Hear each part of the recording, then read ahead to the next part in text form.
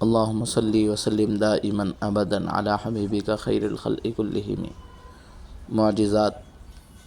اللہ تعالیٰ نے آپ صلی اللہ علیہ وسلم کو بے شمار معجزات عطا کیے ہیں، جن کی تفصیل پر علماء نے مستقل کتابیں لکھی ہیں۔ اس سلسلے کی مشہور و معروف کتابیں دلائل النبوہ للبیہقی رحمہ اللہ، خصائص کبریٰ للسیوطی رحمہ اللہ، کتاب ابو نعیم رحمہ اللہ وغیرہ ہیں۔ آپ صلی اللہ علیہ وسلم کے معجزات کی تعداد امام بیہقی رحمہ اللہ نے 1000 اور امام نووی رحمہ اللہ نے 1200 اور دیگر محدثین نے 3000 نقل کی ہے۔ سب سے بڑا معجزہ قرآن پاک ہے، جس کی نظیر یا مثال پیش کرنے سے کائنات عاجز و بے بس رہی ہے۔